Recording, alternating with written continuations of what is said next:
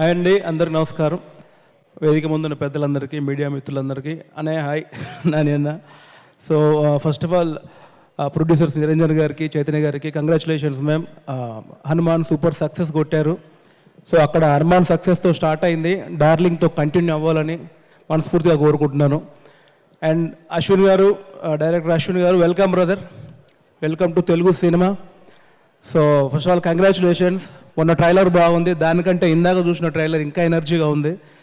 So మా వెనకాల ఉన్న యూత్ అందరికీ ఎంత స్టఫ్ కావాలో అంత నిండుగా ఉందని నాకు అనిపిస్తుంది.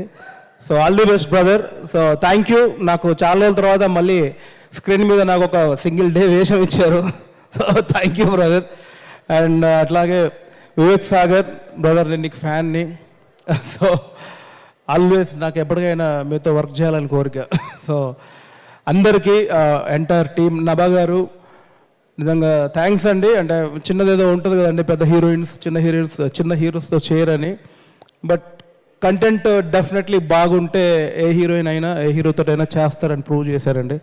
సో థ్యాంక్ యూ ఈ సినిమాని మీరు యాక్సెప్ట్ చేసినందుకు. అట్లాగే ఎంటైర్ టీమ్ యాక్టర్స్ అందరికీ, శ్యామన్న ఉన్నాడు, కంప్లీట్ సింగిల్ కార్డ్ రాశారు. సో టీం అందరికీ కంగ్రాచులేషన్స్. ఎస్పెషల్లీ మా సాయిల్ దగ్గరకు వస్తే, సో ఫస్ట్ నుంచి చూస్తున్నాను దర్శిని.